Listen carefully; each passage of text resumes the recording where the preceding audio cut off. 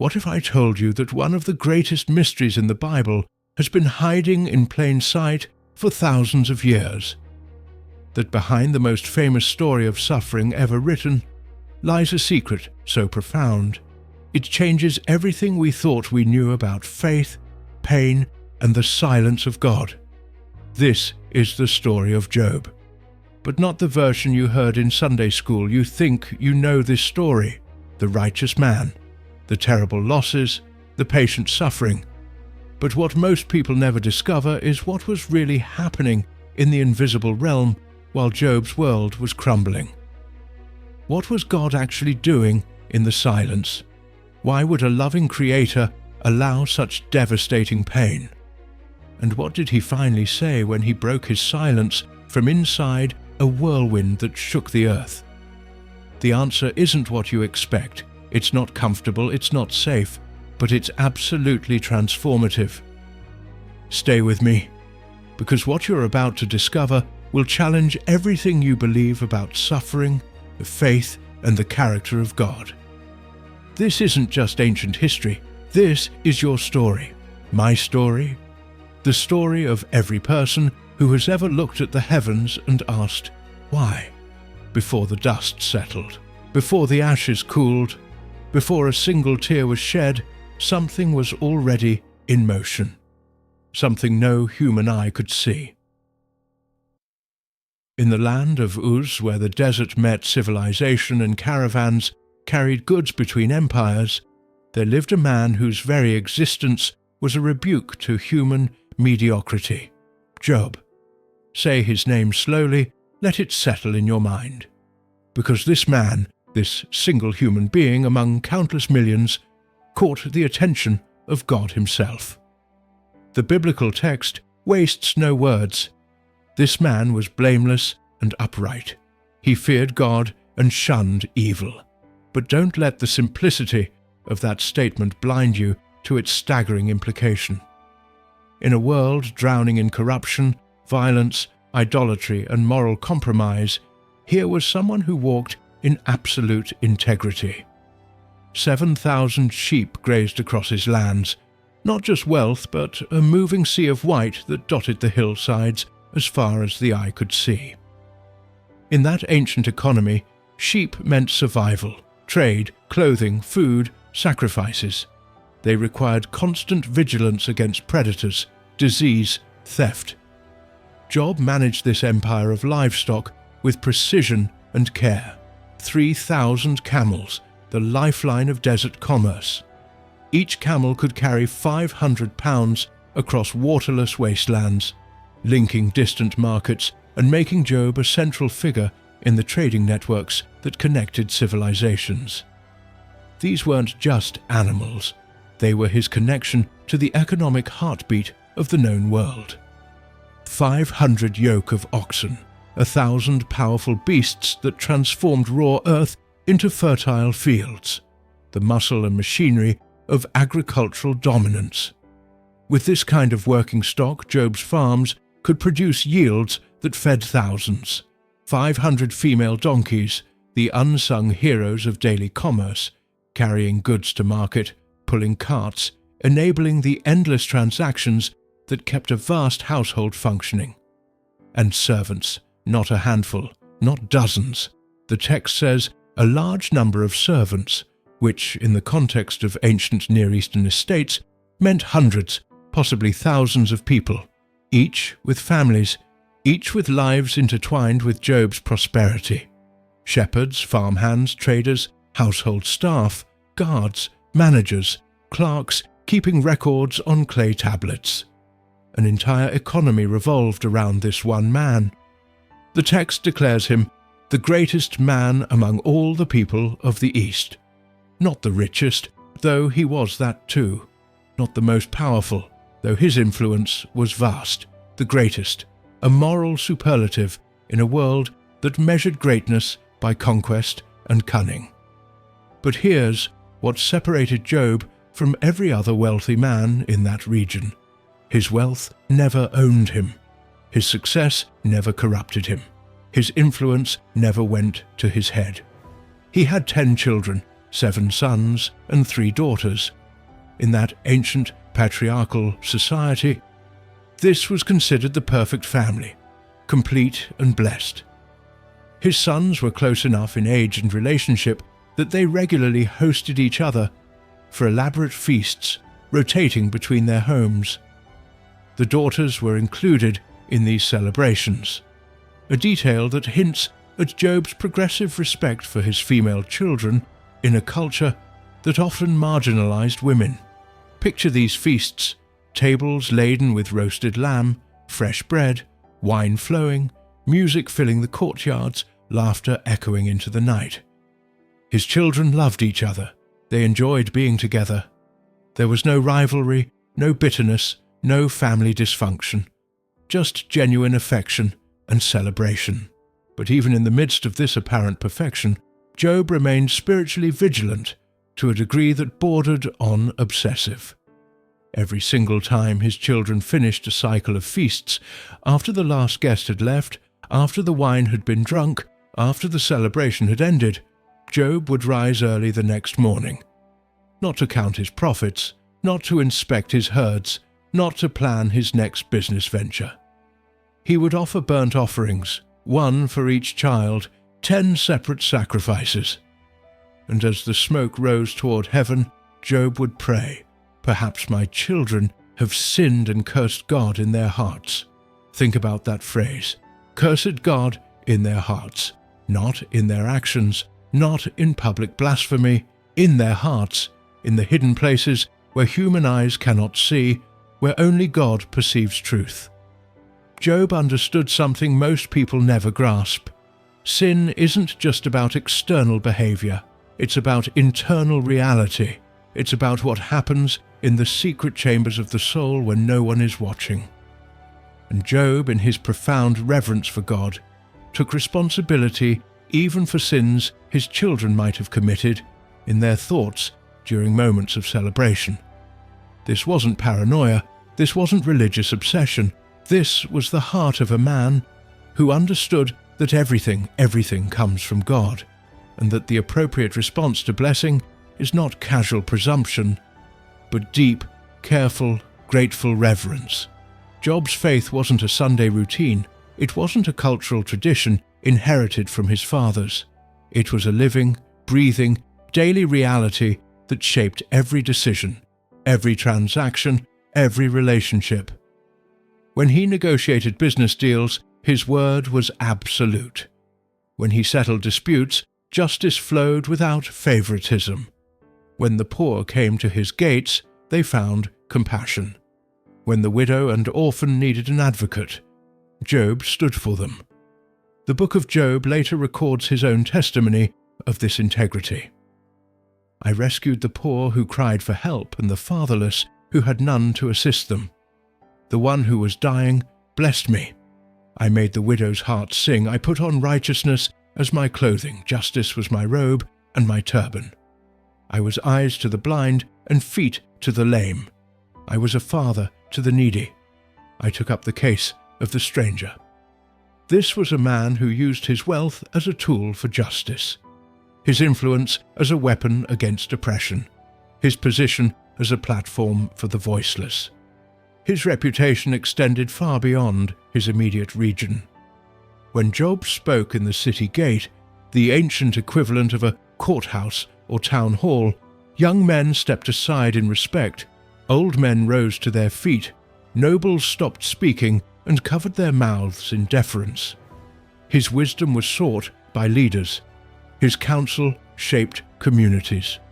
Everything about Job's life seemed to prove a simple, beautiful equation. Righteousness equals blessing. Walk with God, and God will walk with you. Live with integrity, and prosperity will follow. Fear the Lord, and he will hedge you about with protection.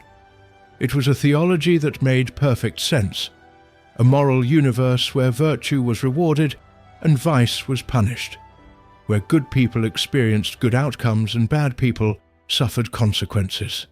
Job's very existence seemed to be living proof that this formula worked.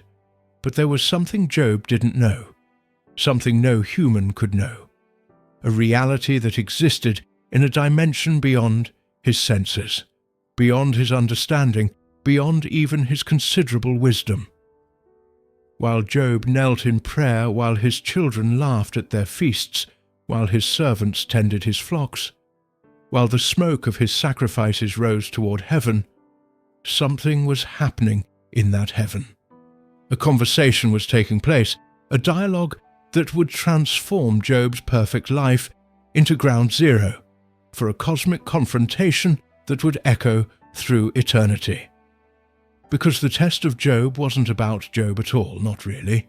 It was about something far larger, far more foundational, far more threatening to the powers of darkness. It was about whether human faith could exist without divine bribery.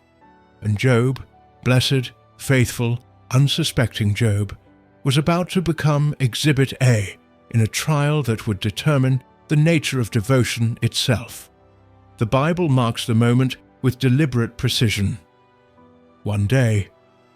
Not a random day, not just any day, a specific day when something shifted in the invisible architecture of reality. The sons of God came to present themselves before the Lord. Pause there. Let the weight of that phrase settle. The sons of God, celestial beings, angels, powers and principalities, entities that exist in the throne room of the Almighty. This was a formal gathering, a divine council meeting, the kind of assembly where the business of running the universe gets conducted. Picture it if you can. Beings of light and power, creatures that have never known sin or death, standing in the unfiltered presence of absolute holiness. The glory so intense that if any human had witnessed it, they would have been incinerated instantly. The throne room where decisions are made that ripple across galaxies and centuries. And then, moving among these beings of pure light, a presence that disturbed the radiance, a darkness that hadn't been invited but couldn't be barred. Satan, not the cartoon character with horns and a pitchfork, not the comic book villain twirling a mustache. This was Satan, the adversary, the accuser, the one who in the book of Revelation is called the accuser of the brethren, who accuses them before our God day and night. He moved through that assembly like a prosecuting attorney at a trial, like a detective who's built a case and is ready to present evidence, like someone who has been watching, studying, documenting, building a file. God, who knows all things, who needs no report from any creature, who sees the end from the beginning, nevertheless asked a question. Where have you come from? It's a question loaded with meaning. God isn't seeking information. He's creating an opportunity for Satan to reveal his own nature, his own obsession, his own mission. The answer came cold, confident, dripping with barely concealed contempt, from roaming throughout the earth, going back and forth on it. Those words carry more weight than they first appear. Peter would later write, "Your enemy the devil prowls around like a roaring lion looking for someone to devour." Satan's answer to God reveals his nature. He is a predator, a hunter, constantly moving, constantly searching, constantly evaluating human beings for weakness, for cracks in their armor, for opportunities to destroy. He had been observing, studying, measuring, building cases against the faithful, looking for ways to prove that human devotion is conditional, that worship is transactional, that nobody truly loves God for who he is. They only love him for what he provides. And then God did something extraordinary, something that, if we're honest, feels almost dangerous. He didn't wait for Satan to point out a failure. He didn't defend himself against accusations. He didn't redirect the conversation. Instead, God brought up Job's name first. "Have you considered my servant Job?" Read that again slowly. God initiates this. The Lord of hosts, the creator of heaven and earth, points to this one man, this single human being, out of all the millions on earth, and essentially says, Have you seen him? Have you studied him? Have you noticed this one? And then God does something that should make us catch our breath. He brags about Job. There is no one on earth like him. He is blameless and upright, a man who fears God and shuns evil. The Almighty Creator is showing off his servant, like a father beaming with pride over his child's accomplishments, like an artist pointing to his masterpiece. God stakes his reputation on this man's integrity. But Satan's response reveals the depth of his cynicism, the darkness of his worldview. Does Job fear God for nothing?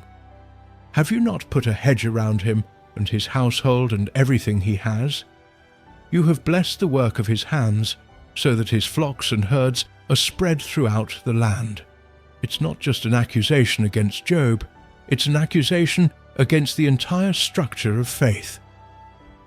Satan is arguing that all human devotion is mercenary, that people don't love God, they love what God gives them, that worship is essentially a business transaction. I'll praise you as long as you pay me with blessings, protection, and prosperity. And if that's true, if Satan is right, then every prayer, every worship song, every moment of devotion throughout human history is a lie. Just self-interest dressed in religious language. The challenge becomes even more explicit. But now stretch out your hand and strike everything he has, and he will surely curse you to your face. Satan isn't guessing. He's not speculating. He's confident. He's so certain of his assessment of human nature that he's willing to make it a formal wager before the throne of God. Take away the benefits and watch the worship evaporate. Remove the blessings and observe how quickly devotion turns to cursing. It's a challenge that cuts to the very core of the relationship between Creator and creation. Can love exist without transaction? Can faith endure without reward? Can worship survive the removal of blessing? And then God, sovereign, all-knowing, perfect in wisdom, does something that has troubled readers for millennia. He accepts the challenge. Very well then, everything he has is in your power, but on the man himself do not lay a finger. With those words, Job's fate was sealed, not because of anything he had done wrong, not because of hidden sin or secret failure, not because God was angry or disappointed or testing Job's loyalty, but because Job's faithfulness was being offered as evidence in a cosmic trial. His life was about to become the proof that genuine faith can exist, that humans can love God for who he is, not just for what he provides. Satan departed from that divine counsel with authorization to destroy everything Job possessed: his wealth, his servants, his livestock, his children. Everything except Job's life was now fair game. But here's the detail that makes this story almost unbearable in its pathos. Job knew nothing about this conversation. He had no idea that his name had been spoken in heaven. No clue that his faithfulness had become the subject of cosmic debate. No warning that the life he had built with such care, the family he had raised with such love, the wealth he had earned through integrity, the reputation he had cultivated through justice, all of it was about to be systematically destroyed. Not because he deserved it, but because he didn't. The sun would rise on Job's estate the next morning, just like it always did. The servants would go about their tasks. The sheep would graze on the hillsides. His children would prepare for another feast. Job would wake early to pray, to offer his careful sacrifices, to walk in the integrity that had become his identity. Everything would appear normal. But in the unseen realm, authorization had been given. The attack had been approved. The destruction was already in motion. And Job, faithful, righteous, unsuspecting Job, was about to discover that sometimes the greatest trials come not as punishment for our failures, but as testimony to our faithfulness. The question wasn't, what did Job do wrong? The question was, what will Job do now? Heaven held its breath. Hell sharpened its weapons. And one perfect morning was about to become the darkest day of Job's life. The morning broke with the same golden light that had dawned over Uz for 1,000 mornings before. The same sun climbed the same sky. The same roosters announced the day. The same servants rose to begin their routines. Job likely woke before sunrise, as was his habit. Perhaps he stood at his window and watched the landscape come alive with activity. Shepherds leading flocks to pasture, oxen being yoked for ploughing, camels being loaded for the day's commerce, his vast estate humming with productive life. His children had gathered the previous day at the oldest brother's house for another of their celebrations. By now they would be deep into the feast, wine flowing, food abundant, music and laughter filling the halls. Job probably smiled thinking about them. 10 children, all alive and thriving, all loving each other enough to want to spend time together. He would offer sacrifices for them tomorrow morning, as he always did, just to be sure, just to cover any casual thought that might have strayed into irreverence during the festivities. Everything was in perfect order. Every detail of his carefully constructed life hummed along in blessed harmony. And then a figure appeared in the distance running, not walking with news, running with the desperate, stumbling urgency of someone carrying horror. As the man drew closer, Job could see the signs of catastrophe written across his body. Torn clothing, wild eyes, dust and blood mixed on his face, the kind of physical trauma that comes from witnessing violence and barely escaping it. The servant reached Job's presence and collapsed, gasping for breath, words tumbling out in broken fragments. Master, the oxen, they were ploughing, the donkeys were grazing nearby, and then the Sabeans. The Sabeans. Raiders from the south known for their brutality and speed. But they rarely struck this far north, and never against an estate as large and well protected as Job's. They attacked. They killed the servants, all of them, murdered them with swords. They took the oxen and the donkeys, all of them. I'm the only one who escaped. I ran. I left them dying, and I ran. I'm sorry. I'm the only one. 500 yoke of oxen, 1,000 powerful animals that represented the productive capacity of Job's agricultural operation. Gone, 500 donkeys, the transportation infrastructure of his entire commercial enterprise, stolen, and the servants, the men who had worked those fields, who had families waiting for them to return home, slaughtered. Job's mind was still processing this impossible information, still trying to calculate the magnitude of this catastrophe, when a second figure appeared. Another servant, also running, also bearing the marks of trauma. But this one's face showed a different kind of terror. "Master! Master!" The man's voice cracked with panic. "The fire of God!" Fire fell from the sky. It consumed the sheep, all of them, and the servants tending them. They burned. They're all dead. The fire, it came from heaven. I've never seen anything like it. Lightning, but not lightning. Fire that wouldn't stop burning.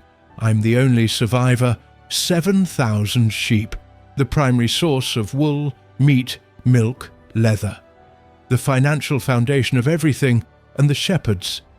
Men who had spent years learning the trade, who knew each sheep, who had families depending on their wages, incinerated.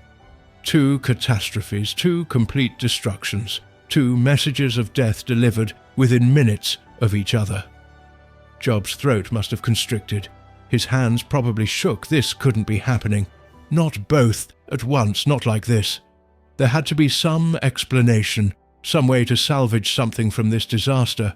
But before any coherent thought could form, a third messenger appeared, stumbling into view, his tunic torn, his face a mask of shock and terror. "The Chaldeans!" he shouted before he even reached Job. 3 raiding parties. They came from 3 directions at once. Coordinated attack. They took the camels, all 3,000, and they killed the servants, cut them down. I hid, God forgive me, I hid behind the rocks and watched them die. I heard their screams. I'm the only one left. I'm the only 3,000 camels. His connection to international trade, his mobility, his ability to move goods across vast distances, his link to the broader economic world, seized by hostile forces, and more servants, more families destroyed, more blood soaking into the desert sand. 3 strikes, 3 complete losses. His entire economic foundation, the sheep, the cattle, the camels, obliterated within the span of an hour. The servants who made it all possible, hundreds of men, dead. It was incomprehensible. It violated every principle of probability. 3 separate disasters from 3 different sources converging on one estate in one morning. Sabaeans from the south, divine fire from the sky, Chaldeans from the north, all striking simultaneously. Job must have felt his legs weaken. The world must have tilted beneath his feet. But the mind in shock is a strange thing. It keeps trying to process, to calculate, to find some way forward through the catastrophe. Maybe the livestock could be recovered. Maybe some of the servants had survived. Maybe there was insurance, some way to rebuild. His children were safe. That was the main thing. As long as his family was intact, and then he saw the 4th messenger. This one wasn't running. He was staggering, walking like a man who had forgotten how to move his legs, whose body was operating on pure mechanical function, while his mind screamed. His face was ashen. His eyes were the eyes of someone who had seen something the human soul was never meant to witness. He stopped several paces from Job. His mouth opened, but no sound came out at first. He tried again, failed, took a shuddering breath. Your children. And in that moment, in that terrible pause between those 2 words and what would come next, Job knew. Something in his soul recognized that he was standing at the edge of an abyss from which there would be no return. Your children were feasting in their oldest brother's house. They were all together, all 10 of them, and there was a wind, not a normal wind, not a seasonal storm. The text uses the word for a violent, powerful force, a wind that came from the desert with supernatural fury. It struck the 4 corners of the house at once. The structure, it wasn't built to withstand that kind of force. The walls collapsed inward. The roof came down. All at once. None of them had time to run. None of them. The messenger's voice finally broke completely. They're all dead, my lord. All of them. I was outside. I was bringing more wine from the storage. I heard the wind. I heard the walls crack. I heard them scream. And then silence. I dug through the rubble. I tried, but they're all gone. I'm the only one who escaped to tell you. 10 children, 7 sons, who would have carried Job's name into the future. 3 daughters whose beauty and grace had been remarked upon throughout the region. 10 unique personalities, 10 voices, 10 sets of dreams and hopes and futures, 10 relationships that had brought joy to every day of Job's life. All dead, crushed beneath stone and timber in a moment of celebration that had turned into a tomb. 4 messengers, 4 catastrophes, all delivered within minutes of each other, each one building on the horror of the last, until Job stood in the epicenter of complete and total devastation. His wealth destroyed, his servants murdered, his children dead, everything in one morning, one perfectly orchestrated morning of systematic destruction that left only Job standing amid the ruins of his entire existence. Most men would have collapsed completely at this point. Most would have descended into catatonic shock, the mind simply shutting down to protect itself from unbearable reality. Most would have screamed or wept or denied what they were hearing. But Job did none of these things, not at first. Instead, he stood there in the awful silence that followed the last messenger's words. The sun continued to shine, birds continued to sing, the world continued its casual indifference to human agony. And then Job moved. He reached up and took hold of his robe, the expensive garment that marked his status as the greatest man of the East, the visible symbol of his success and dignity. And with deliberate force he tore it from his body. The sound of ripping fabric cut through the silence like a scream made audible.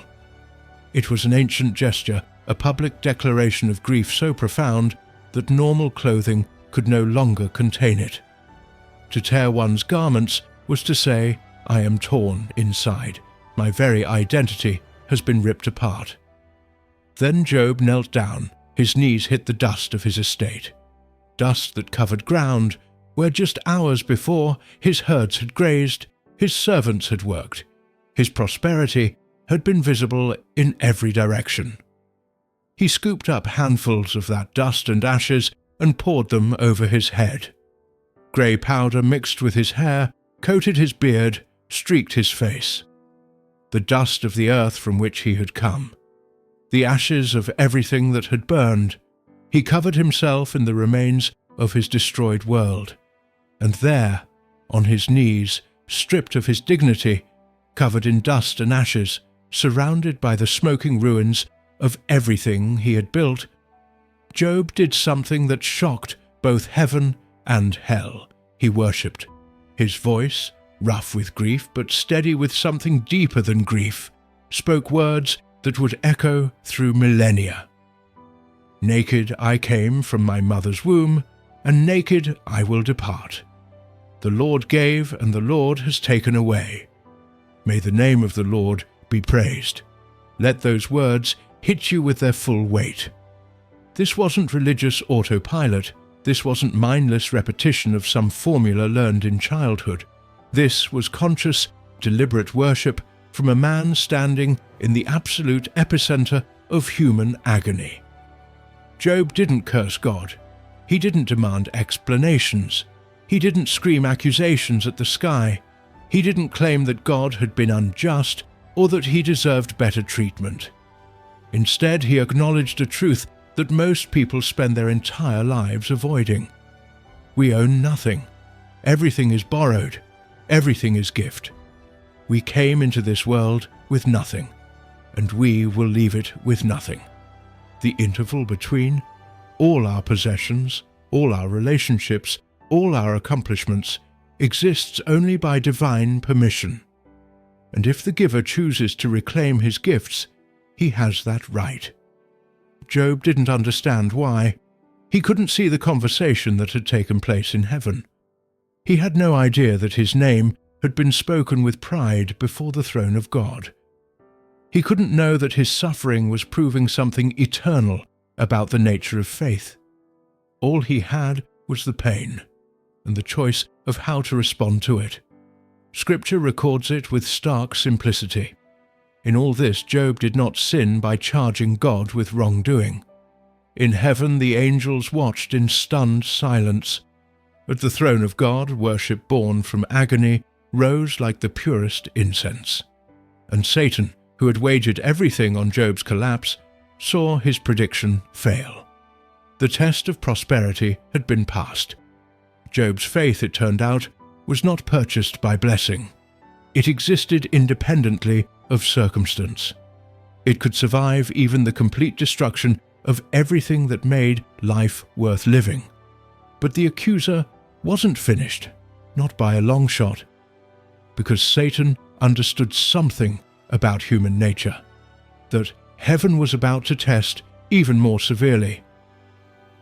A man might worship God after losing his possessions and even his children, especially if that man still had his health, still had his strength, still had the physical capacity to rebuild. But what if the attack went deeper? What if it struck not what a man has, but who a man is? What if it invaded the very body, the very flesh, until life itself became an agony worse than death? The first blow had struck Job's external world. The next would strike his internal reality. And this time, the suffering wouldn't end quickly. This time, it would grind on, day after day, until the question became not, can Job survive this? But why would Job want to? Heaven convened again. Another conversation took place. And Job, still kneeling in the ashes of his destroyed life, had no idea that his trial was only beginning. The divine council assembled once more. Again the sons of God presented themselves before the Lord. Again Satan moved among them with that same cold calculation, that same predatory confidence. But something had changed. The first test had failed. Job had maintained his integrity. The wager about conditional faith had been proven wrong, at least partially. God opened the conversation the same way. Where have you come from? Same response. From roaming throughout the earth, going back and forth on it. But now God's next words carried an unmistakable note of vindication. Have you considered my servant Job? There is no one on earth like him. He is blameless and upright, a man who fears God and shuns evil. And he still maintains his integrity, though you incited me against him to ruin him without any reason. Read that phrase again. Without any reason. God himself acknowledges that Job's suffering had no cause rooted in sin or failure or divine displeasure. It was a test, a demonstration, a proof of concept, and Job had passed. But Satan, unwilling to admit defeat, immediately shifted the terms of the argument. Skin for skin. A man will give all he has for his own life. But now stretch out your hand and strike his flesh and bones, and he will surely curse you to your face. It's a chilling evolution of the accusation. Satan is essentially saying, of course Job praised you after losing his stuff. He's still healthy. Of course he worshipped after losing his kids. He still has his own life, his own comfort, his own physical well-being. But touch his body. Fill his nerves with constant pain. Make every breath an agony. Make sleep impossible. Make his own flesh into a prison of suffering. Then watch what happens to his precious integrity. And there's a dark wisdom to this strategy. Because physical pain has a way of consuming everything else. When your body is screaming, when every nerve is on fire, when there's no escape from the sensation because you can't escape your own skin, that's when faith becomes almost impossibly hard. That's when the soul begins to bargain, to question, to wonder if death might be a mercy. God granted permission again, but with one crucial limitation. Very well then, he is in your hands, but you must spare his life. Satan could touch Job's body. He could inflict any suffering imaginable. But he couldn't kill him. Job would have to endure whatever was coming. He would have to feel it, live through it, survive it, and what came next was systematic physical destruction.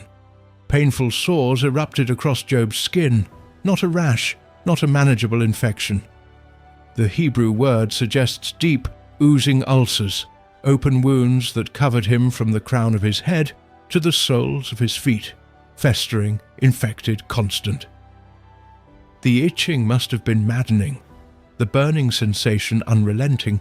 The wounds oozed pus and blood. They smelled of rot. Flies gathered on them. Each movement reopened them.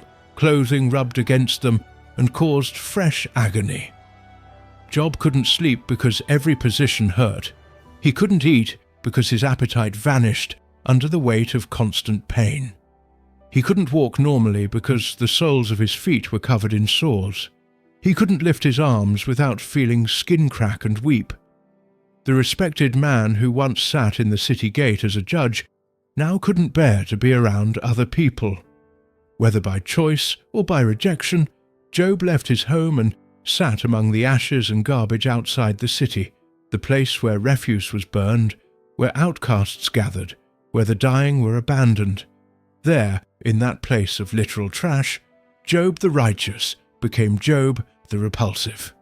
He took a piece of broken pottery, a shard from a shattered vessel, and used its rough edge to scrape at his sores, trying desperately to find even a moment's relief from the consuming itch and burn of infected flesh.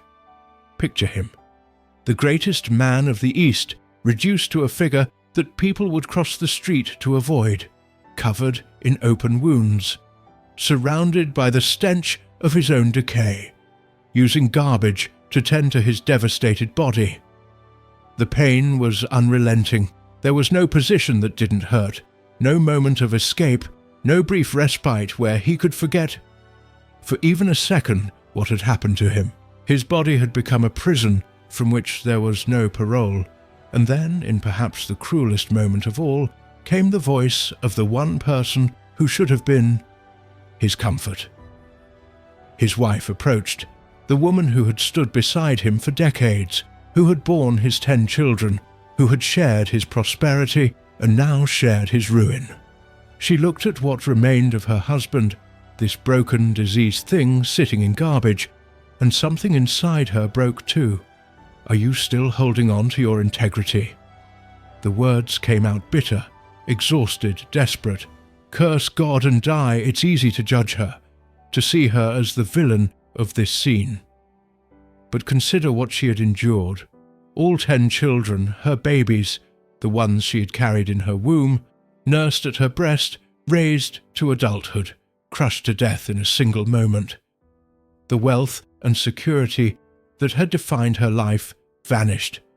The servants who had been like family, murdered. And now the man she loved was being consumed by disease before her eyes, suffering without explanation, maintaining a faith that seemed to offer nothing but more agony. Her words weren't just cruelty. They were a cry of despair. She was saying, "What's the point? If this is what faithfulness brings, why continue? Just curse God, let him strike you dead, and end this unbearable suffering." But Job's response revealed the bedrock foundation of his faith, a foundation that even this couldn't crack. "You are talking like a foolish woman. Shall we accept good from God and not trouble?" Even there, even in that moment, even with his body screaming, his children dead, his wife urging him to give up, Job refused to curse God. He refused to attribute evil to the one who had given him everything in the first place. The scripture records, with stark simplicity, in all this Job did not sin in what he said. But now a new kind of suffering was approaching, not physical, not material, something perhaps even more painful than infected sores or dead children. The suffering of being judged by those who should have understood. News travelled through the ancient world along the same routes as goods and commerce. And when catastrophe struck someone as prominent as Job, the word spread quickly. 3 of Job's closest friends heard about the disasters that had befallen him: Eliphaz the Temanite, Bildad the Shuhite, and Zophar the Naamathite. These were not casual acquaintances. These were men who had known Job for years, who had respected him, who had perhaps learned wisdom from him in better days. When they heard the magnitude of what had happened, they made arrangements to meet together and travel to Uz. Their stated intention was pure: to sympathize with him, to comfort him, to show support in his darkest hour.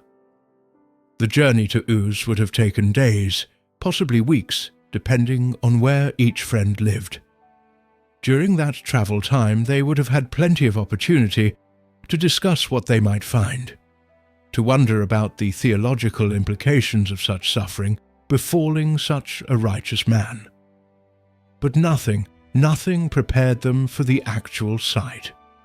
When they first caught sight of Job from a distance, they literally couldn't recognize him.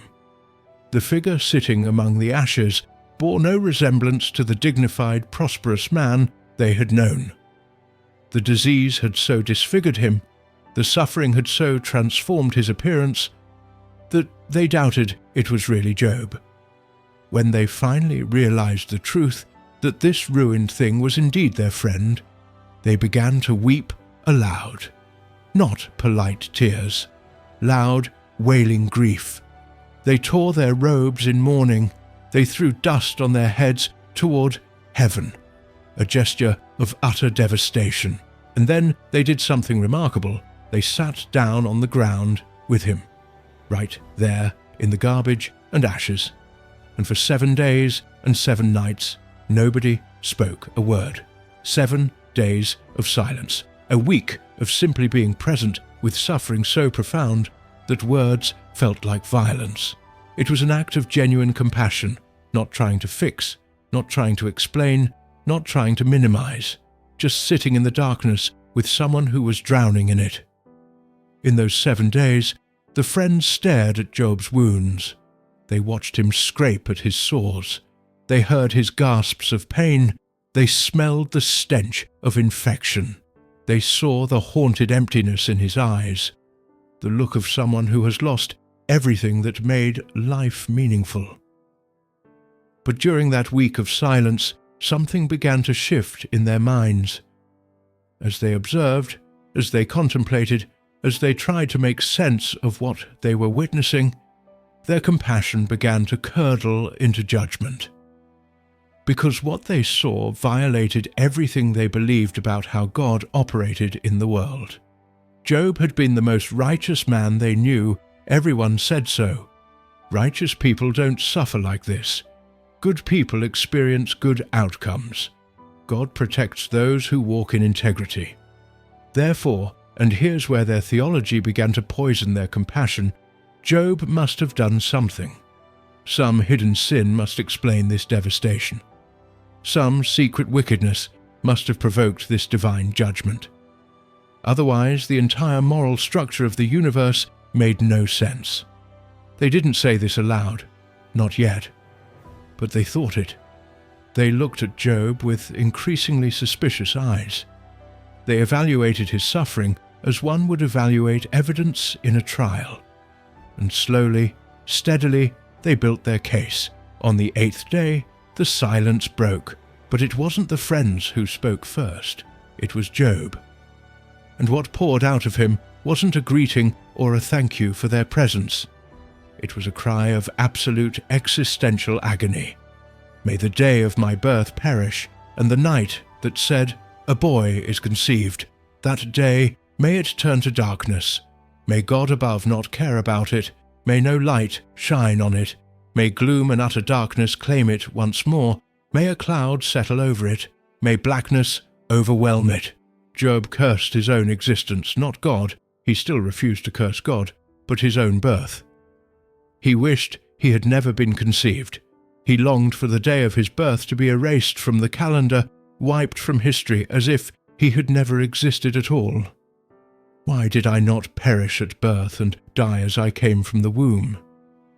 Why were there knees to receive me and breasts that I might be nursed? For now I would be lying down in peace. I would be asleep and at rest. It was the cry of someone for whom death seemed like mercy compared to continued existence. Job didn't want to live anymore, not because he wanted to end his faith, but because he saw no point in continuing a life that contained nothing but agony. He spoke of death as a place of rest, where the wicked cease their turmoil, and there the weary are at rest. He envied the stillness of the grave. He idealized the silence of non-existence. Why is life given to a man whose way is hidden, whom God has hedged in? For sighing has become my daily food. My groans pour out like water. What I feared has come upon me. What I dreaded has happened to me. I have no peace, no quietness. I have no rest, but only turmoil. These were the words of a man in complete despair, not cursing God, but unable to find any meaning in continued existence. Asking the most fundamental question, why? Why give life if life contains nothing but suffering? Why sustain existence if existence is only pain? The friends listened, and that's when they finally spoke. But what came out of their mouths wasn't comfort, it was prosecution. Eliphaz went first. His approach was measured at first, almost gentle in tone, but loaded with implication. If someone ventures a word with you, will you be impatient? But who can keep from speaking? Think how you have instructed many, how you have strengthened feeble hands. Your words have supported those who stumbled. You have strengthened faltering knees. But now trouble comes to you, and you are discouraged. It strikes you, and you are dismayed. Translation: Job, you used to be so strong when other people suffered. Why can't you handle it when it's your turn? Then came the first accusation, veiled but unmistakable. Consider now who, being innocent, has ever perished. Where were the upright ever destroyed? As I have observed, those who plough evil and those who sow trouble reap it. In other words, Job, innocent people don't suffer like this. If you're experiencing this level of catastrophe, you must have done something to deserve it. God doesn't punish the righteous. Therefore, you must not be righteous. Confess your sin, and maybe God will restore you. Eliphaz even claimed to have had a spiritual vision, a mysterious nighttime visitation that supposedly gave him special insight. He described a spirit passing before his face, his hair standing on end, a form standing before him, a voice asking, "Can a mortal be more righteous than God? Can anyone be more pure than their Maker?" He was using spiritual authority to make his point. Job, even angels aren't pure before God. Who are you to claim innocence? When Job responded, defending his integrity while expressing his anguish, Bildad stepped in. And Bildad lacked Eliphaz's subtlety. How long will you say such things? Your words are a blustering wind. Does God pervert justice? Does the Almighty pervert what is right? When your children sinned against him, he gave them over to the penalty of their sin. Read that again slowly. Job's 10 children had been killed, and Bildad essentially said they deserved it. They must have sinned, and God judged them accordingly. Imagine hearing that. Your babies are dead, crushed under falling walls, and your friend suggests it was divine punishment for their sins. Bildad continued with his simplistic theology. But if you will seek God earnestly and plead with the Almighty, if you are pure and upright, even now he will rouse himself on your behalf and restore you to your prosperous state. The formula was clear. Admit your sin, repent, and God will give you back what you lost. It was transactional theology at its most brutal. Then came Zophar, and with him the judgment reached a new level of cruelty. Oh, how I wish that God would speak, that he would open his lips against you and disclose to you the secrets of wisdom, for true wisdom has 2 sides. Know this, God has even forgotten some of your sin. This was vicious. Zophar was saying, Job, if God gave you what you actually deserved, based on your hidden sins, you'd be suffering even more than you are now. Count yourself lucky that God's mercy has prevented worse punishment. And so it went. Chapter after chapter, the friends took turns. Eliphaz spoke again, then Bildad, then Zophar. A cycle of accusation, each one building their theological case against Job's integrity. They quoted proverbs and ancient wisdom. They described the fate of the wicked in vivid detail. How the godless suffer, how the arrogant are brought low, how hidden sin always comes to light. And with every speech, the implication was the same. Job, you did something. Confess it. What was meant to be a ministry of presence had become a trial. What should have been comfort had transformed into condemnation.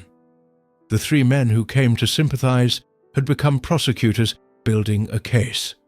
And Job, already crushed by physical pain, already destroyed by loss, already exhausted from unrelenting suffering, now faced a new kind of agony, the spiritual abandonment of being completely misunderstood by those who should have known him best. His response revealed both his pain and his unshakable conviction. I have heard many things like these. You are miserable comforters, all of you. Will your long-winded speeches never end? What ails you that you keep on arguing? I also could speak like you if you were in my place. I could make fine speeches against you and shake my head at you. But my mouth would encourage you. Comfort from my lips would bring you relief. Job was saying, if our positions were reversed, I would comfort you. But you've added to my suffering instead of easing it. The debate stretched on, round after round of argument. The friends insisted on their theology of retribution. Suffering proves sin. Job insisted on his innocence while crying out for God to explain what was happening. But through it all, something was building in Job. A desperation not just for vindication from his friends, but for an audience with God himself. If men couldn't understand, maybe the Creator would explain. If only I knew where to find him. If only I could go to his dwelling. I would state my case before him and fill my mouth with arguments. I would find out what he would answer me and consider what he would say to me. Job wanted his day in court, not with his friends, but with God. He wanted to present his case before the ultimate judge and hear the verdict. And in one of the most powerful moments in the entire book, Job made a declaration that has echoed through 3,000 years. Though he slay me, yet will I hope in him. I will surely defend my ways to his face. Indeed, this will turn out for my deliverance, for no godless person would dare come before him. Even if God killed him, even if this faith led to death, Job would still trust. His faith wasn't conditioned on outcomes. It wasn't purchased by blessings. It existed independently of circumstances. But mixed with this faith was a growing sense of injustice, not with God's character, but with God's silence. Job looked around at the world and saw wicked people prospering. He saw oppressors living in peace. He saw the unrighteous accumulating wealth while the righteous suffered. Why do the wicked live on, growing old and increasing in power? They see their children established around them, their offspring before their eyes. Their homes are safe and free from fear. The rod of God is not on them. It was a piercing question. If suffering indicates sin, why do obvious sinners thrive? If prosperity indicates righteousness, why are the righteous crushed? The theology of his friends collapsed in the face of observable reality. The neat formula, good people prosper, bad people suffer, didn't match the world as it actually existed. Job continued to cry out, not in rebellion but in honest confusion. Why does the Almighty not set times for judgment? Why must those who know him look in vain for such days? And then, as the arguments wore on and the friends kept circling back to their accusations, a new voice entered the conversation. His name was Elihu. Until this moment, he hadn't said a word. He had been there the whole time, listening, watching, evaluating, but remaining silent out of respect for his elders. But now something stirred within him, a holy restlessness, an indignation not just at Job's words, but at the profound failure of the three friends to address the real issue. When Elihu finally spoke, his words came like a fresh wind through a stale room. I am young in years and you are old. That is why I was fearful, not daring to tell you what I know. I thought, age should speak, advanced years should teach wisdom. But it is the spirit in a person, the breath of the Almighty, that gives them understanding. It is not only the old who are wise, not only the aged who understand what is right. Elihu wasn't claiming to have all the answers, but he had noticed something crucial. The three friends, despite all their years and supposed wisdom, had completely missed the point. First, he addressed them. I waited it while you spoke. I listened to your reasoning. While you were searching for words, I gave you my full attention. But not one of you has proved Job wrong. None of you has answered his arguments. Do not say we have found wisdom. Let God, not a man, refute him. but Job has not marshalled his words against me, and I will not answer him with your arguments." Elihu was calling out their failure. Despite all their speeches, they hadn't actually addressed Job's real questions. They had simply asserted their theology and accused Job of hidden sin, but they hadn't engaged with the problem. How can a righteous man suffer so completely? Then he turned to Job and his tone changed. Not harsh like the others, but direct. "But now, Job, listen to my words. Pay attention to everything I say. I am about to open my mouth. My words are on the tip of my tongue.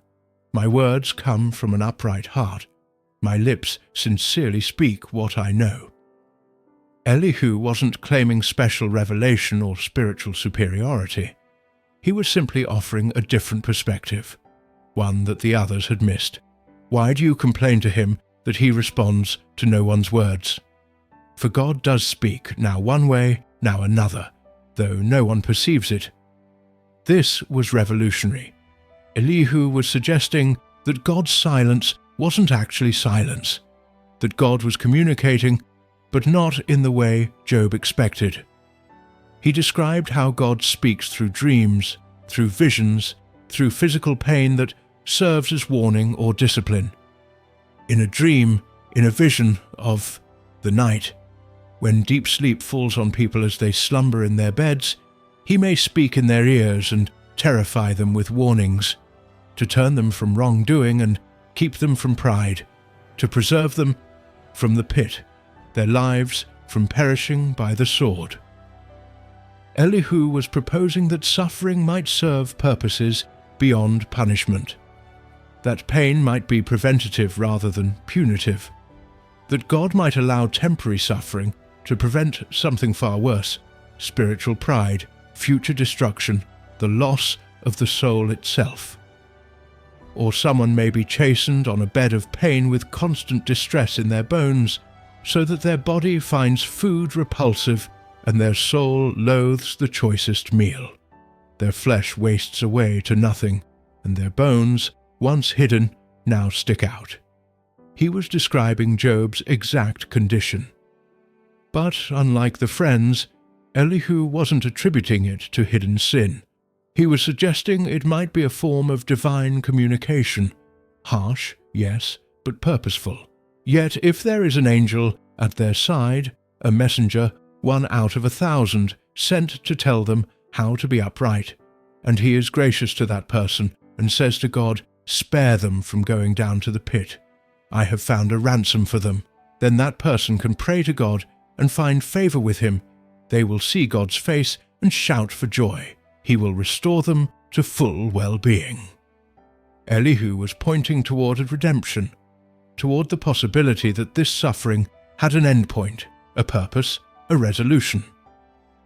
He continued, building his argument across multiple chapters, always maintaining a tone of respect mixed with conviction. He exalted God's greatness, his justice, his wisdom that transcends human understanding. God is mighty, but despises no one. He is mighty and firm in his purpose. He does not keep the wicked alive, but gives the afflicted their rights. Unlike the friends who had portrayed God as a cosmic accountant immediately punishing every sin, Elihu presented a God who was both just and mysterious, whose purposes operated on timescales and with wisdom that humans couldn't fully grasp. He pointed to creation as evidence. He draws up the drops of water, which distill as rain to the streams. The clouds pour down their moisture, and abundant showers fall on mankind. Who can understand how he spreads out the clouds, how he thunders from his pavilion? Elihu was essentially saying, Job, you can't even fully explain how rain works or where thunder comes from. How can you expect to understand the workings of the God who created these things? But unlike the friends, Elihu wasn't using this to condemn Job. He was using it to provide perspective, to remind Job that human understanding has limits, and that faith sometimes means trusting what we can't see or comprehend. The Almighty is beyond our reach and exalted in power. In his justice and great righteousness he does not oppress. Therefore people revere him, for does he not have regard for all the wise in heart?" Elihu's speeches didn't answer all of Job's questions, but they did something crucial. They reframed the entire conversation. Instead of "Job, confess your sin," Elihu was saying, "Job, acknowledge God's sovereignty and trust that he has purposes you can't yet see." As Elihu's words faded into silence, something shifted in the atmosphere. The air grew heavy. The sky began to darken. A wind started to rise, not a normal wind, but something powerful, primal, unstoppable, because Elihu's speech had been the prelude, the opening act. The human wisdom, even the best of it, had reached its limit. And now, after 37 chapters of human voices debating divine mysteries, after weeks or months of Job crying out for an audience with God, heaven was about to respond. The whirlwind was forming, and when it spoke, everything Job thought he knew about his situation, about his suffering, about the nature of God himself, was about to be transformed. The wind began as a distant sound, a low rumble on the horizon that made the air itself vibrate. Then it grew, louder, closer, more powerful with each passing second. This wasn't weather. This was presence. The sky darkened, but not with ordinary storm clouds. There was something else in that darkness. Something that made the hair stand up on every arm, that made the breath catch in every throat, that made even the most skeptical among them realize they were about to witness something that transcended normal human experience.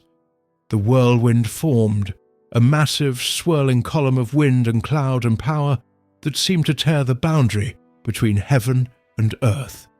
It moved across the landscape with purposeful direction, heading straight toward where Job sat among the ashes.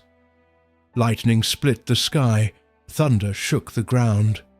The wind howled with a sound that was almost like a voice, or maybe it was a voice so vast and deep that it sounded like wind.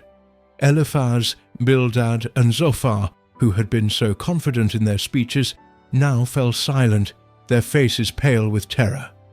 Elihu, who had just finished speaking, stepped back, his eyes wide with awe, and Job, broken, diseased, exhausted Job, lifted his face toward the approaching storm. Then the voice came, not from the clouds above, but from within the whirlwind itself. A voice that wasn't just heard, but felt in the bones, in the chest, in the deepest parts of the soul. A voice that carried the weight of galaxies and the precision of atomic structures. A voice that spoke, and creation itself leaned in to listen. "Who is this that obscures my plans with words without knowledge?" God had arrived, but he hadn't come to explain. He hadn't come to apologize. He hadn't come to justify his actions or defend his decisions. He had come to ask questions. "Brace yourself like a man. I will question you, and you shall answer me." There was no anger in the voice, but there was authority, absolute, unquestionable authority. The Creator was about to remind his creation of the vast gulf between infinite wisdom and finite understanding. "Where were you when I laid the earth's foundation? Tell me, if you understand, who marked off its dimensions? Surely you know who stretched a measuring line across it, on what were its footings set, or who laid its cornerstone, while the morning stars sang together and all the angels shouted for joy." With those words, God began a symphony of questions that would last for 4 chapters. Not questions seeking information, but questions designed to recalibrate perspective, to remind Job, and everyone listening, of the vast mysteries that underlie existence itself. Who shut up the sea behind doors when it burst forth from the womb, when I made the clouds its garment and wrapped it in thick darkness, when I fixed limits for it and set its doors and bars in place, when I said, "This far you may come and no farther, here is where your proud waves halt." God was painting a picture of his intimate involvement in creation. The sea, vast, powerful, seemingly boundless, is held in check by invisible boundaries set by divine command. Job couldn't control the ocean, he couldn't command the waves. He had never stood at the edge of chaos and said, "Stop here." Have you ever given orders to the morning or shown the dawn its place that it might take the earth by the edges and shake the wicked out of it? Every sunrise that Job had ever witnessed, thousands of them over his lifetime, was a controlled event. The dawn didn't happen randomly. The morning came because God commanded it to come. Have you journeyed to the springs of the sea or walked in the recesses of the deep? Have the gates of death been shown to you? Have you seen the gates of the deepest darkness? Job had travelled widely. He was a man of the world, knowledgeable about commerce and geography. But had he explored the depths of the ocean? Had he walked through the gates of death and returned? Had he mapped the boundaries of darkness itself? Have you comprehended the vast expanses of the earth? Tell me if you know all this. The challenge was becoming clear. God wasn't mocking Job, he was helping him see that the universe operates on scales and according to principles that transcend human comprehension. That there are mysteries built into the fabric of reality that no amount of wisdom or experience can fully unpack. God continued, moving from the structure of the earth to the phenomena of weather. What is the way to the place where the lightning is dispersed, or the place where the east winds are scattered over the earth? Who cuts a channel for the torrents of rain and a path for the thunderstorm, to water a land where no one lives, an uninhabited desert, to satisfy a desolate wasteland and make it sprout with grass? This was particularly pointed. God sends rain to deserts where no human lives. He waters wastelands that serve no human purpose. Why?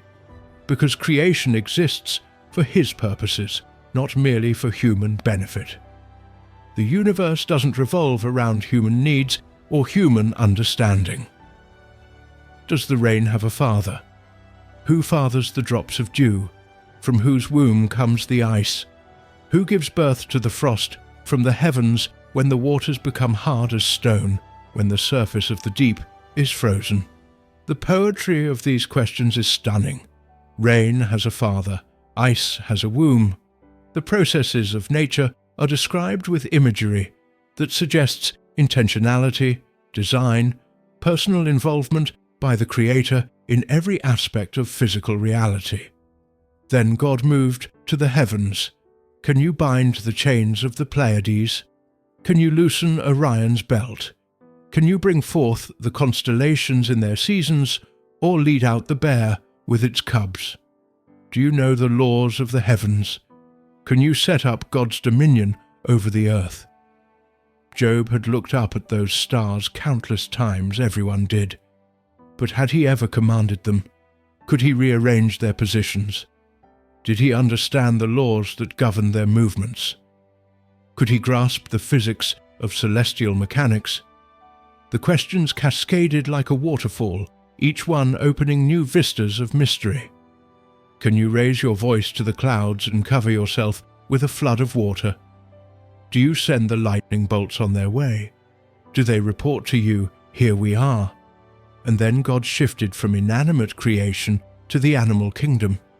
And here the questions became even more pointed because they dealt with life, behavior, instinct. Who provides food for the raven when its young cry out to God and wander about for lack of food?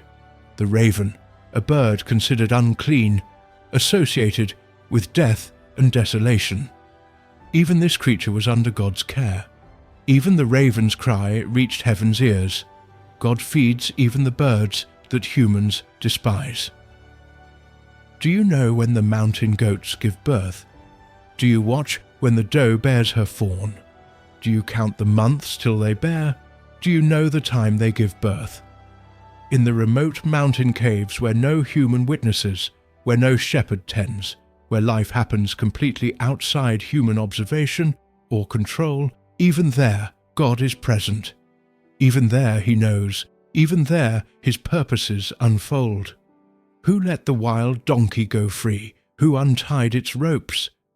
I gave it the wasteland as its home, the salt flats as its habitat. It laughs at the commotion in the town, it does not hear a driver's shout.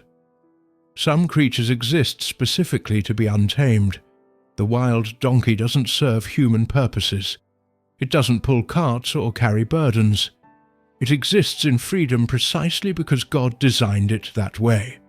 Not everything in creation exists for human utility. Will the wild ox consent to serve you? Will it stay by your manger at night? Can you hold it to the furrow with a harness? Will it till the valleys behind you? Power and strength don't automatically translate to usefulness for human purposes. The wild ox is magnificent and strong, but it refuses domestication. Some things cannot be controlled, no matter how much humans might wish to control them. Then came one of the most beautiful and bizarre passages. The wings of the ostrich flap joyfully, though they cannot compare with the wings and feathers of the stork. She lays her eggs on the ground and lets them warm in the sand, unmindful that a foot may crush them, that some wild animal may trample them. She treats her young harshly, as if they were not hers. She cares not that her labor was in vain, for God did not endow her with wisdom or give her a share of good sense. Yet when she spreads her feathers to run, she laughs at horse and rider. The ostrich, a creature that seems almost comically designed, terrible mother, not very bright, but incredibly fast, able to outrun horses. God was essentially saying, I made a creature that doesn't make sense by your standards. A bird that can't fly but can outrun most land animals. A mother that neglects her young but survives anyway. Why? Because I can. Because creation doesn't have to conform to your expectations of efficiency or logic. Then God moved to the horse, and here the poetry reaches its peak. Do you give the horse its strength or clothe its neck with a flowing mane? Do you make it leap like a locust, striking terror with its proud snorting? It paws fiercely, rejoicing in its strength, and charges into the fray. It laughs at fear, afraid of nothing. It does not shy away from the sword. The quiver rattles against its side, along with the flashing spear and lance. In frenzied excitement, it eats up the ground. It cannot stand still when the trumpet sounds. At the blast of the trumpet it snorts, aha! It catches the scent of battle from afar, the shout of commanders and the battle cry. The war horse, powerful, fearless, almost eager for battle. It doesn't calculate odds or weigh risks. It charges into danger with something that looks like joy. God designed a creature that laughs at fear itself. Does the hawk take flight by your wisdom and spread its wings toward the south? Does the eagle soar at your command and build its nest on high? It dwells on a cliff and stays there at night. A rocky crag is its stronghold. From there it looks for food, its eyes detect it from afar. The hawk knows when to migrate. The eagle knows where to build its nest at unreachable heights. Instinct and wisdom are woven into creatures that never attended a school, never read a manual, never received instruction, yet they navigate their lives with precision that humans can barely comprehend. Every question was building toward a singular revelation. Job, you are standing in a universe of staggering complexity. Mystery is woven into the fabric of existence, and I am the architect of all of it. Then God paused. The first round of questions was complete, and now he asked the question that cut to the heart of everything. Will the one who contends with the Almighty correct him? Let him who accuses God answer him. It wasn't sarcasm. It wasn't mockery. It was an invitation for Job to recognize the absurdity of a finite being demanding explanations from an infinite God. the creature questioning the Creator, the clay examining the potter's methods. And Job, who had spoken so eloquently for so many chapters, who had defended his integrity with passionate arguments, who had demanded an audience with God, now found himself completely undone. His response was brief, broken, humble. "I am unworthy. How can I reply to you? I put my hand over my mouth. I spoke once, but I have no answer. Twice, but I will say no more." Job wasn't admitting to sin. He was acknowledging his smallness, the vast gulf between his understanding and God's understanding, the impossibility of arguing with the one who set the stars in motion. But God wasn't finished. Not yet, because the lesson needed to go deeper still. The voice from the whirlwind continued, "Brace yourself like a man. I will question you, and you shall answer me. Would you discredit my justice? Would you condemn me to justify yourself?" This was the heart of it. In his suffering, in his confusion, in his desperate search for answers, Job had come dangerously close to suggesting that God was being unjust, that the suffering was disproportionate, that an explanation was owed. God was saying, "Job, do you really want to put me on trial? Do you really want to claim that you understand justice better than I do? Do you want to condemn me in order to prove your own righteousness?" Then came questions that touched on God's governance of the moral universe. Do you have an arm like God's, and can your voice thunder like His? Then adorn yourself with glory and splendor, and clothe yourself in honor and majesty. Unleash the fury of your wrath. Look at all who are proud and bring them low. Look at all who are proud and humble them. Crush the wicked where they stand. Bury them all in the dust together. Shroud their faces in the grave. Then I myself will admit to you that your own right hand can save you. The challenge was clear. If you think you can run the universe better than I do, Job, then try it. Take over for a day. Humble the proud. Punish the wicked. Establish perfect justice across the earth. Execute judgment with perfect wisdom and timing. See how long you last. And then God moved to his final illustrations, two creatures of such power and mystery that they served as the ultimate demonstration of divine sovereignty. Look at Behemoth, which I made along with you, and which feeds on grass like an ox. What strength it has in its loins, what power in the muscles of its belly. Its tail sways like a cedar. The sinews of its thighs are close-knit. Its bones are tubes of bronze, its limbs like rods of iron.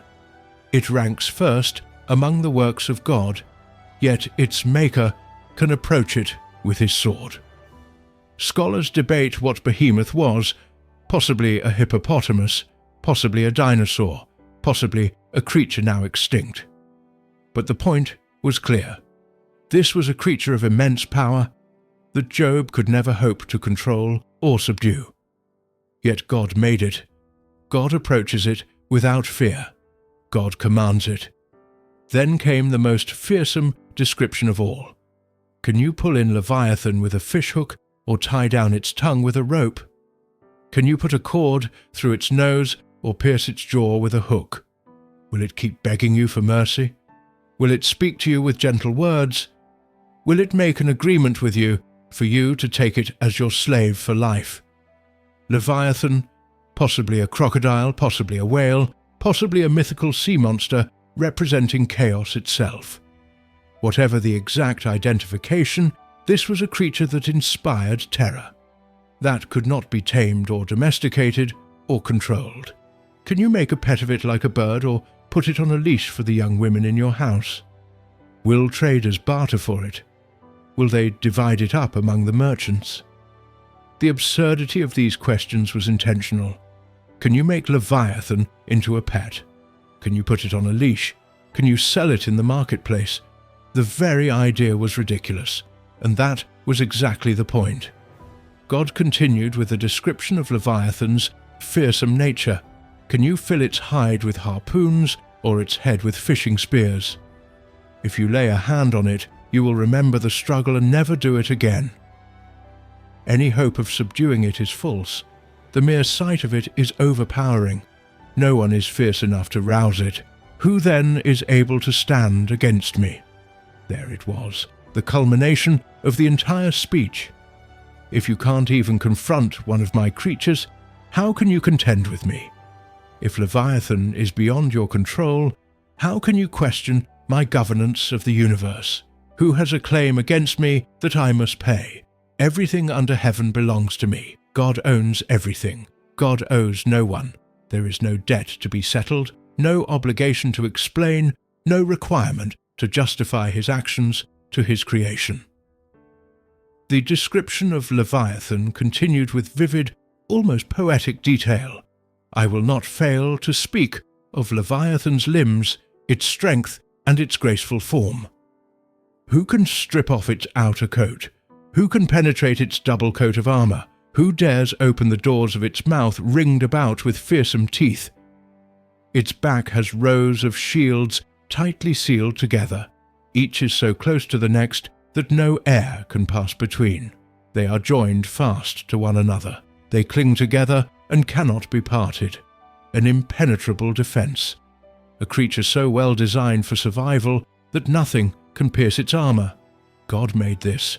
Its snorting throws out flashes of light. Its eyes are like the rays of dawn.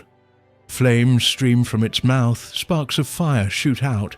Smoke pours from its nostrils as from a boiling pot over burning reeds. Its breath sets coals ablaze, and flames dart from its mouth. Whether literal or poetic, the imagery was clear. This creature was associated with fire, with power, with primordial force that humans could neither command nor resist. Strength resides in its neck, dismay goes before it. The folds of its flesh are tightly joined, they are firm and immovable. Its chest is hard as rock, hard as a lower millstone. When it rises up, the mighty are terrified. They retreat before its thrashing. Even the strongest warriors flee from Leviathan. Even the mighty are reduced to terror in its presence. The sword that reaches it has no effect, nor does the spear or the dart or the javelin. Iron it treats like straw, and bronze like rotten wood.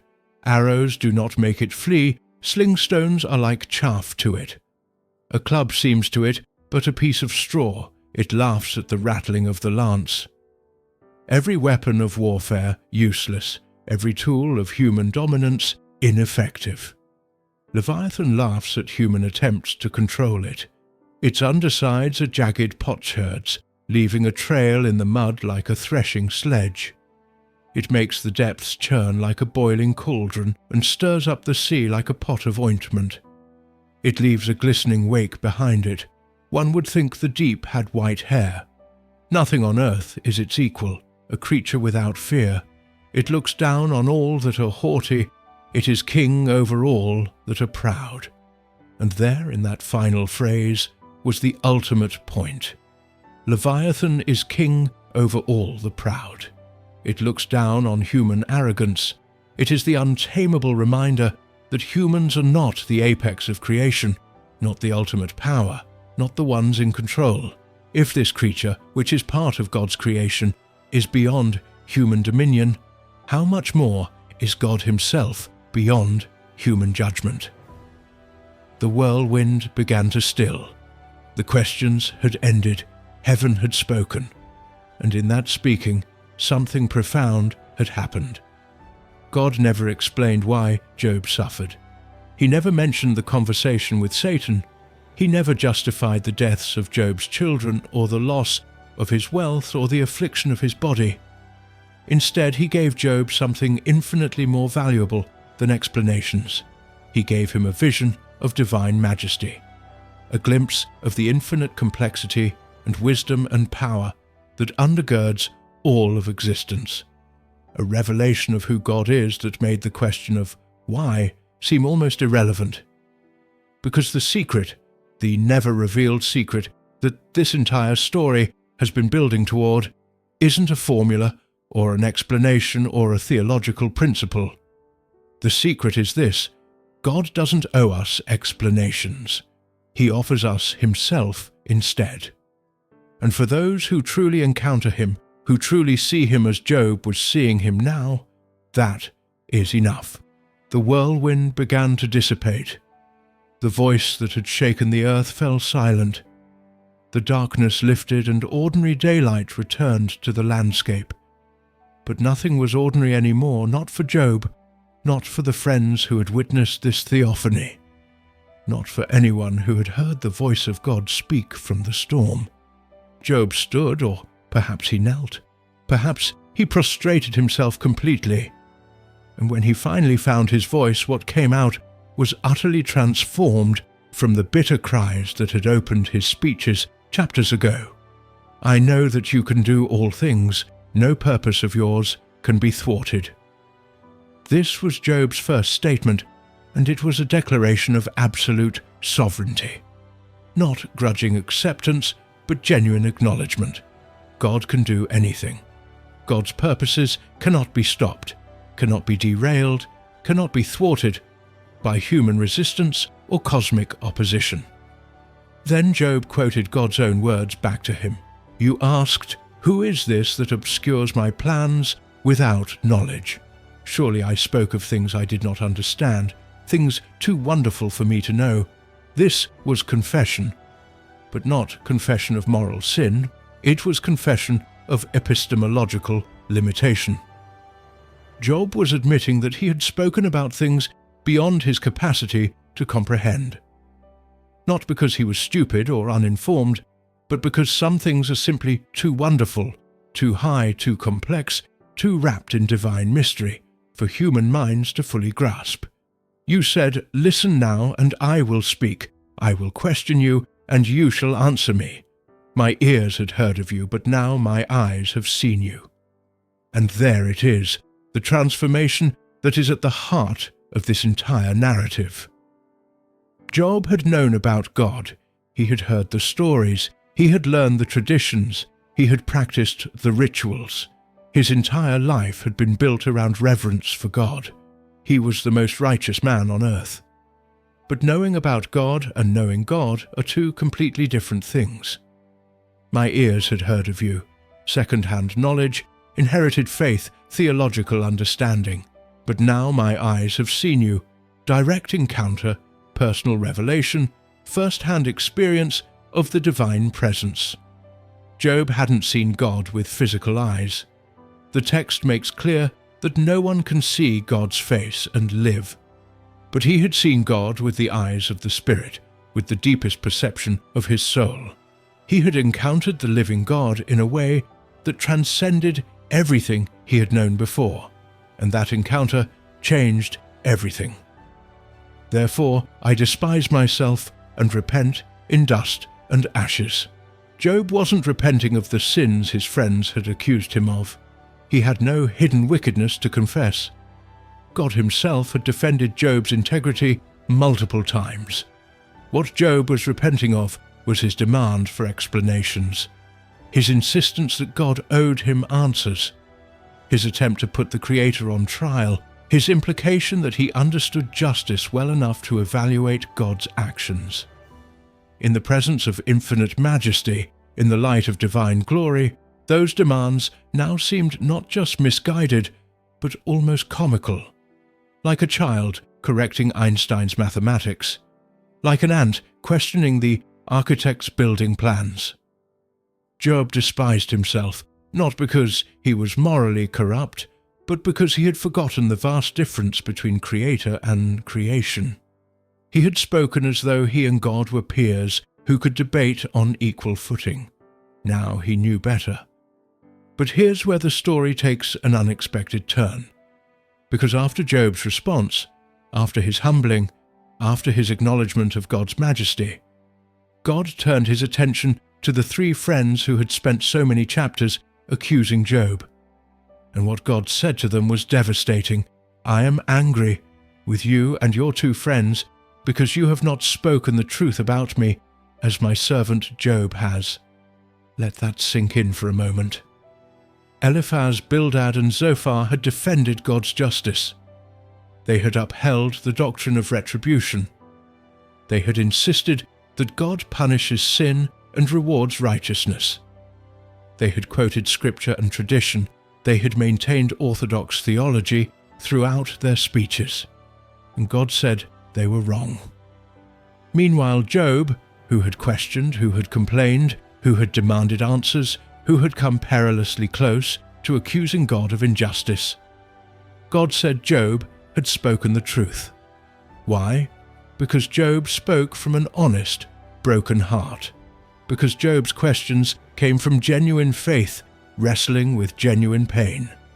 Because Job never stopped treating God as God, even when he couldn't understand God's actions. The friends, despite all their correct theology, had committed a worse error. They had reduced God to a formula. They had created a transactional system where blessing always followed obedience and suffering always indicated sin. They had put God in a box of their own making and then judged Job by their limited understanding. Job's honest questions were truer than their dishonest certainties. God commanded them to offer sacrifices, 7 bulls and 7 rams, a massive offering indicating the seriousness of their error. But that alone wasn't enough. My servant Job will pray for you, and I will accept his prayer and not deal with you according to your folly. The men who had accused Job, who had added to his suffering with their judgments, who had claimed to speak for God, now needed Job to intercede for them. The one they had condemned now had to stand between them and divine judgment. It was a complete reversal, a vindication more powerful than any argument could have provided. And Job, wounded, humbled, transformed Job, prayed for them, despite everything they had said, despite how they had increased his agony during his darkest hours. He prayed for those who had hurt him. And it was at that moment, not when Job repented, not when Job acknowledged God's sovereignty, not when he finally understood his place in the universe, but when Job prayed for his friends, when he interceded for those who had wronged him, that the restoration began. After Job had prayed for his friends, the Lord restored his fortunes and gave him twice as much as he had before. The healing didn't come through self-focus, it came through other focus, through forgiveness, through intercession, through releasing bitterness and choosing blessing for those who had blessed him with nothing but accusation. Job's brothers and sisters and everyone who had known him before came to his house. They comforted him over all the trouble the Lord had brought on him, and each one gave him a piece of silver and a gold ring. Notice that phrase, the trouble the Lord had brought on him. The text doesn't say Satan brought the trouble. It doesn't separate God's permission from God's action. In the mysterious sovereignty of divine providence, God takes responsibility even for what he allowed. The Lord blessed the latter part of Job's life more than the former part. He gave him 14,000 sheep, twice the original 7,000, 6,000 camels, twice the original 3,000, 1,000 yoke of oxen, twice the original 500, 2,000 donkeys, twice the original 1,000. Every material loss was restored double. But notice what happened with his children. And he also had 7 sons and 3 daughters. Not 20 children, 10. The same number he had lost. Because children are not interchangeable. You don't replace lost children with double the number. Each child is unique, irreplaceable, but something special happened with these children. The text records the names of the daughters, Jemimah, Keziah, and Keren Happuch. This is unusual in ancient biblical narrative. Daughters' names were rarely recorded unless they were particularly significant. And then this remarkable statement, nowhere in all the land were there found women as beautiful as Job's daughters, and their father granted them an inheritance along with their brothers. Job, having lost everything, having learned that possessions are temporary and blessings are gifts, chose to honor his daughters in a way that was revolutionary for that culture. He gave them inheritance rights equal to their brothers, a radical act of justice and love that reflected his transformed understanding of what truly matters.